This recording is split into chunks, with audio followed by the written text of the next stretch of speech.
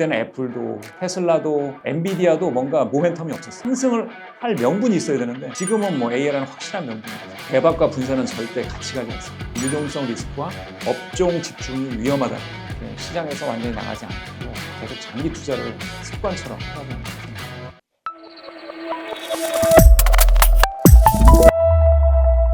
우리가 연금도 3층 구조라고 하잖아요. ETF 조합도 포트폴리오도 3층 구조로 짜시면 됩니다. 코어 자산이 있어야 됩니다. 이 코어라는 거는 당연히 이제 리스크는 낮으면서 장기적으로 우상향. 그래서 저 같은 경우는 이제 코어 자산으로는 미국과 한국을 얘기하죠. 미국은 좀 다양하니까 좋긴 한데 한국은 코스피 200밖에는 이제 없겠죠. 미국은 이제 S&P 500 우량주, 미국에 본사가 있는 500개 우량 기업, 그 다음에 나스닥 100. 이건 훨씬 집중되어 있습니다. 어떻게 보면 코스피 200보다 리스크가 크다고 볼 수 있죠. 수익률이 더 높으니까. 왜냐하면 이건 IT에 집중되어 있습니다. 그리고 러셀 2000이라는 데가 있는데 이건 중소형주. 이건 적자 기업도 많이 포함되어 있어서 장기 수익률은 그렇게 만족스럽지 못할 거예요. 그래서 보통은 이제 국가지수 할 때 미국 같은 경우는 S&P 500이랑 나스닥 100, 한국은 코스피 200. 그냥 이거 3개만 하셔도 괜찮습니다. 이거 3개만. 그건 정말 마음 편하겠죠. 대신 이제 대박을 노리시는 분들이라면 맞지 않는 상품이 되겠지만 어쨌든 이 코어의 기준은 아시겠죠. 국가지수. 근데 조금 더 나아가서 제 책에는 이제 독일이랑 이탈리아 옛날에 이제 전범국들이긴 하지만 제조업에 강한들 요즘 대세는 그거잖아요. 미국이 완전히 실용주의로 가다 보니까 제조업이 사라졌잖아요. 하드웨어가 없으니까 너무 불편했던 거죠. 트럼프도 그런 의미에서 다른 나라들 막 괴롭히고 있죠. 우리나라 조선도 막 미국에서 가서 져야 되고. 그런데 이 제조업이라는 건 역사가 많이 쌓여야 되고요. 인력이 빠져나가면 그걸 다시 할 수가 없습니다. 그래서 제조업은 어느 정도 일부라도 가지고 있어야 되니까 그래서 사실은 독일이랑 이탈리아 수익률이 좋았잖아요. 올 들어서는 이제 제조업도 강한 국가들의 지수 추종 ETF들이 수익률이 좋았다는 거죠. 이런 것들이 코어가 될 수가 있습니다. 그 다음에는 이제 배당, 그래서 배당주나 배당 ETF가 되겠습니다. S&P나 이런 국가지수 추종은 배당률이 0에서 1% 굉장히 낮습니다. 거의 배당을 안 준다고 보시면 돼요. 그래서 배당 성장 ETF를 꼭 추가하셔야 돼요. 그래서 여기에는 전통적인 기업들, 금융, 뭐 일반 제조업, 소비재 이런 것들이 들어갑니다. 그러니까 성장은 어느 정도 마무리되면서 꾸준하게 이제 돈은 들어오니까 그거를 이제 배당이나 자사주 소각을 통해서 주주환원하는 기업들로 구성되어 있어요. 배당 ETF는. 배당 ETF 세계도 굉장히 넓습니다. 우리가 쉽게 할 수 있는 것 제일 많이 언급되는 게 슈드라는 게 있죠. SCHD.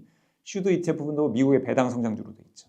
근데 이제 슈드에 들어가려면 10년 이상 배당을 준 기록이 있어야 됩니다. 이 기준으로 따지면 국내 몇 종 많이 안 남습니다. 그 정도로 사실 조건이 까다롭기 때문에 쉽지는 않은데 어쨌든 그러다 보니까 투자자들이 안정감을 주잖아요. 그래서 얘네는 무조건 배당을 준다 이런 느낌이 있으니까 코어 성장이 있고 그 다음에 배당으로 2층을 쌓고 마지막에는 이제 뭐 텐베거 2030 세대들 같은 경우는 투자 기간이 길잖아요.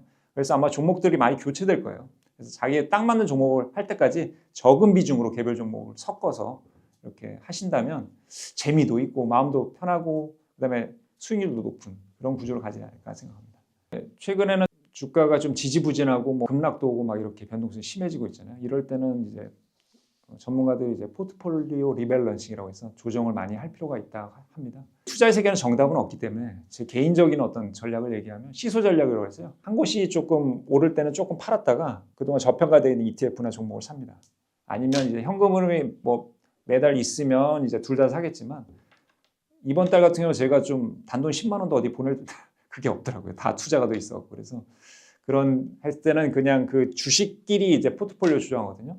그러니까 주식은 계속 좋은 종목들이 눈에 띌 거예요. 저 같은 경우는 이제 배당 성장률이 연평균 10% 이상 5년 기준으로 했을 때 아까 CAGR이라고 했죠. 그런 식으로 배당이 복리로 불어나는 그런 종목들을 선호하는데 제가 가진 돈보다 더 좋은 종목이 발견된 거예요. 그러면 교체하고 싶잖아요. 그럴 때 한꺼번에 하지 마세요. 제가 한꺼번에 해봤거든요. 한꺼번에 해보니까 좀 그것도 밤잠을 못 이루겠더라고요. 왜냐하면 팔면 이상이 몰라요. 그러니까 이럴 땐 어떻게 하냐면 조금씩 얘가 1% 올랐다. 그러면 일단 매도해요. 그래서 현금으로 갖고 있다. 얘가 1% 떨어졌으면 그때만 사는 거예요. 그거를 기다렸다 사지 마시고 걸어두세요. 그냥 그 전날 종가 곱하기 0.99 하면 되잖아요. 왜냐하면 1%까지 안 떨어지면 사지지 않았을 거예요. 그리고 더 떨어졌으면 사지고 뭐 이렇게 끝날 수도 있지만 그래야지 마음이 편합니다. 왜냐하면 대부분은 제가 경험을 해보니까 이렇게 대부분의 주가는 이렇게 떨어졌다 살짝 반등하면서 끝나요. 물론 이제 쭉 내려가는 경우도 있고 다음날에 더 큰 하락을 예고하겠지만 그래도 계속 장기 분할 투자하다 보면요. 결국 저점은 우리가 아무도 모르는 거거든요. 그래서 평균 단가를 낮추려면 이 방법밖에 없습니다. 그러니까 낮은 가격에 대놓는 거예요. 그리고 팔 때는 뭐 위에 대놓던가 아니면 오늘은 좀 미국장이 오늘은 좋을 것 같다 이런 예측은 나오잖아요. 이런 유튜브 채널에서도 많이 알려주니까 그런 거 보셨다가 좀 미리 걸어두시고 해갖고 자연스럽게 리밸런스 되는 게 좋습니다. 그리고 현금 비중은 이제 버핏이 잘 보여주고 있는데 지금 버핏이 한 15% 정도 될 겁니다. 그러니까 전체 자산의 15%. 이건 예적금이 아니에요. 지금 그냥 내가 쓸 수 있는 돈입니다. 예적금은 만기가 있으니까 지금 돈이 묶여 있죠. 그러니까 그건 현금이라고 보시면 안 되고 투자를 위한 현금은 따로 갖고 있어야 돼요. 그래서 그거를 갖고 있다가 뭐 큰일이 생겼을 때 그 돈을 먼저 쓰시는 거고요. 투자는 그때는 좀 쉬시고 그렇게 하셔야 됩니다. 제가 투자를 기계적으로 하다 보니까 이번 달에 아주 힘들었습니다. 우리가 완충 자산도 있어야 됩니다. 거시 경제가 변할 때 있어요. 큰 어떤 파도, 인플레이션의 파도, 스태그플레이션 이거는 최악의 상황이죠. 그때는 고용도 나쁘고 물가도 계속 오르는 이 최악의 요즘과 비슷하네요.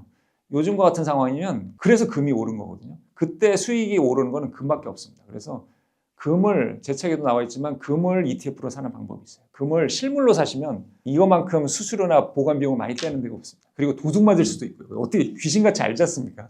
도둑들은 다 알잖아요. 금 같은 경우는 이제 스태그플레이션에서 위기를 해지하는 용도로 가져가시면 돼요. 배당은 안 나옵니다. 금이 배당이 안 나오기 때문에 금 ETF도 배당은 없습니다.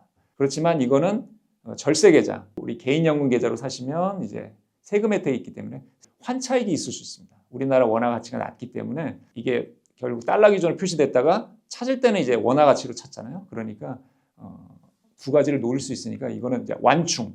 그러니까 금은 스태그플레이션을 완충하고 그런 큰 위기를 완충하고 절세 효과 그리고 환차익.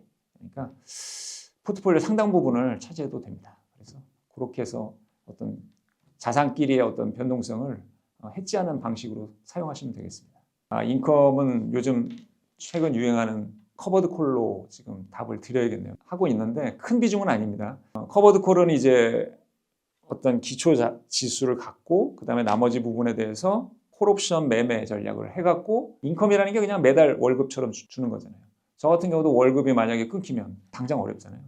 투자자들도 그걸 원했습니다. 원래 이제 기업들은 3개월마다 결산을 해갖고 남은 돈에 대해서 배당을 주거나 이렇게 뭐 자산 소각을 하잖아요. 결국 기준은 기본은 3개월인데 사람들이 이제 커버드 콜의 맛을 본 거예요. 매달 나오니까 이게 상당히 자산가들은 특히 강남 쪽에서는 인기가 있거든요. 이게 매달 나오는 데다가 일단 절세 효과가 있습니다. 절세 계좌에 넣을 수도 있는 데다가 이중 절세예요.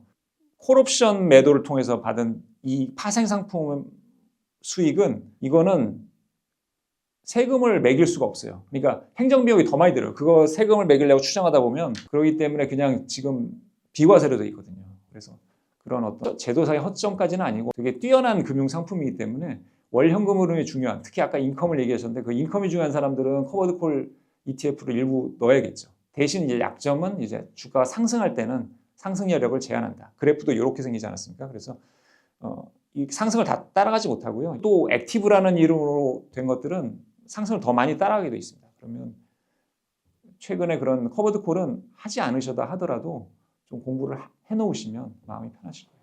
제가 이제 커버드 콜을 한 이유가 이런 어떤 장기 노후도 대비되고 그다음에 자산도 쌓아가려면 코어 자산에다 이제 커버드 콜을 섞는 전략이거든요. 그래서 월 100만 원이면 그렇게 만족스러운 수준까지는 아니거든요. 결국 안정성이 높은 걸 알 수 있습니다. 그래서 코어 자산으로 이제 S&P 500을 담고요. S&P 500은 뭐 여러 가지 있잖아요. 국내 같은 경우는 코덱스, 뭐 미국 S&P 500 이런 제목으로 되어 있는 ETF. 최근에는 이제 타이거 200 커버드 콜이라고 해서 여기서 200만 나와 있잖아요.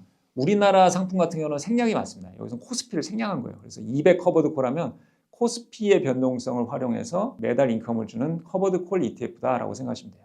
그거를 넣고 그다음에 아까 완충제로 이제 에이스 KRX 금현물 ETF 이걸 3분할해서 종잣돈 1억에서 3,300만 원씩 나눠서 처음에 투자하고요. 매달 이제 150, 100만 원씩. 그리고 그렇게 하다 보면 이제 주로 이제 타이거 200 커버드 콜에서 10년 후에는 한 170만 원 정도 나옵니다. 그래서 S&P 500은 월 5만 원밖에 안 돼요. 그렇게 장기 투자를 했는데도. 왜냐하면 그거는 우상향하면서 안전하게 우상향하니까 현금 흐름은 거의 없다고 보시면 되고 175만 원이 나오는데 금연물은 이제 없고요. 그래서 100만 원보다는 높지만 어쨌든 100만 원대에서는 이런 포트폴리오가 나올 수 있습니다. 이런 거는 제가 예시로 든 거지 이렇게 진짜 하시는 분도 계시더라고요. 근데 뭐 하셔도 상관없습니다. 10년간 장기 투자할 각오가 돼 있으셔야 되고 계속 이 투자를 매달 하셔야 돼요. 그러니까 이렇게 뭐 1억을 3,300만 원으로 세 등분해서 딱 넣어놓고 기다리면 되겠지가 아니고 계속 추가를 하셔야 됩니다. 만약에 10년간 이렇게 꾸준히 투자를 하면 이제 전체 자산이 10억이 넘게 되거든요. 그래서 10년을 만들기 위한 포트폴리오지 그 이상 필요하지 않다 생각하시면 이제 그게 넣어놓으셔도 상관은 없을 것 같긴 한데요. 어쨌든 그런 걸 참고로 알아두시면 좋을 것 같습니다. 300만 원짜리는 제가 이제 책에는 SPLG, 그 다음에 디보, 그 다음에 미국 배당 커버드 콜 액티브 이 세 가지로 조합을 해서 10년 후 월 300만 원 현금으로 나오는 조합이 있습니다. 근데 여기서 좀 제가 업데이트를 해야 되는 게 그새 이름이 바뀌었어요. SPLG가 SPYM으로 바뀌었습니다. 사실 어떤 배당 ETF로 해도 이 정도 현금을 뭐 1억 정도에서 출발해서 시작하기가 쉽지 않더라고요. 그래서 이렇게 했으니까 만약에 이 정도의 현금을 아니라면 좀 낮추시고 개별적으로 해보시면 돼요. 여기 책에 보면 자세하게 어떻게 조합하는지 나와 있으니까 그러니까 요리의 재료는 여러분이 마음껏 고르시면 됩니다. 그래서 저는 예시만 드는 거예요. 그리고 700만 원 좀 공격적, 이건 극단으로 갈 수밖에 없죠. 매달 700만 원 현금이 나오는 거는 그분 지금 연봉 1억 분들이 이 정도 받습니다. 실수령액으로. 그러니까 대단한 거거든요. 이걸 투자 자산으로 이렇게 하려면 그러니까 리스크를 거셔야 돼요. 이거는 무조건 커버드 콜로 갈 수밖에 없는 거죠. 더 나중에 더 좋은 상품이거나 더 좋은 아이디어로 하실 수도 있겠지만 지금 상황에서는 이제 제피랑 제피큐를 두 가지를 냈고요. 여기다가 이제 5천만 원씩 몰빵해 놓고 그다음에 50만 원씩 추가해서 넣습니다. 자산이요. 10년 투자했는데 5억밖에 안 되는 이유는 이것들이 거의 오르지 않는다는 얘기예요. 주가는. 대신 이제 현금 흐름 하는 거죠. 이게 망하지만 않으면. 제피는 S&P 500이 기초 자산입니다. 그리고 제피큐는 나스닥 100. 그러니까 제피보다 제피큐가 높은 이유는 나스닥 100이 훨씬 변동성이 높으니까 커버드 콜의 기초 자산이 변동성이 크면 클수록 인컴도 많이 나오겠다 생각하시면 돼요. 금융상품 구조가 그런 거니까. 그래서 이걸 10년 후 투자했을 때는 705만 원 정도라는 게 나오고 자산은 뭐 5억밖에 못 모읍니다. 5억 8천 정도밖에 안 나오는데 어쨌든 이해하시면 돼요. 내가 배당을 높이려면 자산은 좀 상대적으로 적겠구나. 내가 자산을 극대화하면 월 현금 흐름 좀 줄겠구나. 요거를 기본적으로 이해하시면 되겠습니다.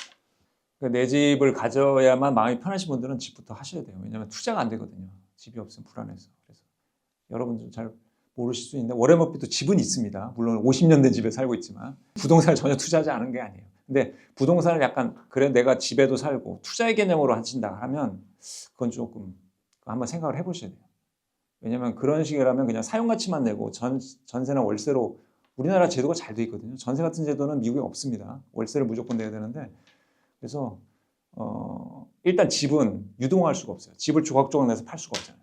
그러니까 집은 깔고 앉아 있거든요. 그럴 만한 각오가 돼 있는 분은 하시고 집에 대해서 투자의 개념이 있으면 굳이 이제 부동산에 투자가 가성비가 많이 떨어져요. 아까 말씀하신 고액 집을 사면 보유세를 내셔야 되고요. 세금 리스크가 많고요. 그 집을 팔면 생각보다 뭐 50억짜리 집을 팔아도 생각보다 내 손에 쥐어지는 돈이 많지 않아요. 주식은 그냥 그날 기준으로 해서 딱 그러니까 내가 그리는 자산이 딱 얻을 수 있잖아요. 근데 부동산 세금도 떼고요. 그다음에 내가 대출도 순간 다 갚아지잖아요. 50억짜리 팔았는데 한 15억 남 그런 분들이 많아요 주변에. 그럼 그걸로 뭘 해야 되냐? 예전에 50억의 자산 가치를 갖고 있었는데 당장 매도를 하니까 이거 뭐 아무것도 할 수가 없는 거예요. 15억 가지고는 뭐 어떤 사업 물론 작은 규모로 사업을 할 수도 있겠지만 생각보다 기대 자산이 적으니까. 그리고 2030 세대는 일단 코어 미국 지수 코스피 200 이런 추종하는 ETF를 하시고 그다음에 내가 마음에 드는 종목들로 이때는 팔란티어 이런 거 넣으셔도 되죠. 왜냐하면 코어를 내가 어떤 게 지켜주고 있잖아요. 그다음에 커버드 콜에 관심 있는 2030들이 많거든요. 근데 이런 주가는 많이 오르지 않기 때문에 커버드 콜에 대해서 많이 정확하게 이해하시고 들어오시면 됩니다. 이 커버드 콜은 중장년층한테 조금 더 적합하다고 보시면 되고 아까 4050 같은 경우는 이분들은 저처럼 이제 저 같은 세대인데 열심히 해야 됩니다. 지금 10년 후에 뭐 월 현금 흐름이 300이 나올까 말까 한데 꾸준히 투자를 해도 열심히 일을 하시고 의외로 사람들이 뭔가를 안 했을 때 스트레스가 훨씬 심하대요. 일로 받는 스트레스가 10%면 내가 안 했을 때는 한 50%가 되는 거죠. 그래서 투자도 부담이 되시면 지금 당장 하시고 적은 돈으로 일단 시작하면 되게 마음이 편해지거든요. 자녀가 좋은 교육을 받고 아파트 사는 대가로 이자를 내는 것을 감당하면서 어떻게 보면 미래 소득을 불려가야겠죠. 우리는 다 해야 됩니다. 4050은 지금 100세 시대에서도 중간이잖아요. 핵심이기 때문에 옛날 우리 아버지 때는 안 그랬어. 그런 거는 옛날 얘기고요. 지금 시골에 가시면 60대가 막내라고 얘기를 합니다. 여러분 막내보다도 어리시잖아요. 그러니까 일단 2030 때 세운 계획을 묵묵히 실천하셔야 돼요. 그때 우리가 코어 자산 담았죠. 그다음에 개별 이때까지도 아직도 뭐 하셔도 되고 이때는 그 두 번째 이제 인컴 ETF 그러니까 배당 ETF 혹은 커버드 콜 전략을 이제 비중을 서서히 늘려가는 시기예요. 이렇게 되시고 이제 은퇴를 하신다. 5060 가장 현실적인 은퇴형 안전 ETF 포트폴리오는 이제 지수 추종 자산이 큰 수익이 났을 경우 이를 일부 매도해서 커버드 콜 비중을 좀 늘려가시는 겁니다. 실제로 이런 상품도 있어요. 그러니까 이렇게 서서히 이제 TD 상품이라고 하는데 그거는 이제 금융권에 우리가 수수료 대가를 치르고 해야 되는데 직접 하시면 됩니다. 이게 재밌어요. 그러니까 오를 때 팔고 쌀 때 사고 이걸 할 수가 있으니까 시소 전략 아까 하셨죠. 그러니까 그런 기준으로 계속 자산을 서서히 바꿔가면 되거든요. 그래서 커버드 콜 비중을 서서히 늘려가면 매달 그 커버드 콜 ETF가 청산만 안 당하면 매달 뭐 현금으로 주잖아요. 연 10% 이상을 하려면 거의 다 커버드 콜 전략이거든요. 그래서 최근 5년 기준으로 배당 성장률이 10% 이상인 종목들을 찾으시면 그거 비중을 서서히 늘려가도 돼요. 왜냐하면 5060 같은 경우 자산이 많이 쌓였잖아요. 그러면 금융소득 종합과세 대상이 됩니다. 연 2천만 원 배당을 받으면 합산을 해요. 근데 해외 직구를 하시면 분리과세로 떨어져 나가요. 그걸로 끝이거든요. 250만 원 이상 22% 양도소득하고 끝이잖아요. 그러니까 오히려 그게 더 절세라는 얘기가 있습니다. 그러니까 자산이 많이 쌓였을 때는 계속 배당 올인을 하지 마시고 조금 종목으로 해외 직구로 가셔도 돼요. 그래서 그런 대상자를 피하면서 현금을 높여가는 방법도 있습니다. 투자는 마음이 편하고 즐거워야 되잖아요. 그리고 장기 투자를 해야지 우리가 자산도 늘려가면서 현금으로도 얻을 수 있잖아요. 그런 오랜 기간의 어떤 투자에는 ETF만한 친구가 없습니다. 우리가 성경에도 보면 노아가 100년간 방주를 만들었다고 해요. 주변 사람들의 비웃음 속에서도. 그러나 결정적 순간을 왔을 땐 그 방주에 타려고 했지만 이미 방주는 완성되고 동식물을 다 태운 이후였죠. 방주가 ETF랑 비슷한 이유는 여러 가지 생태계를 보존하기 위해서 여러 가지 자산을 담을 수 있는 거예요. 우리가 ETF에는 금도 담을 수 있죠. 뭐 달러도 담을 수 있고 그다음에 뭐 비트코인도 담을 수 있잖아요. 그러니까 ETF는 이제는 우리가 외면할 수가 없는 시대가 됐습니다.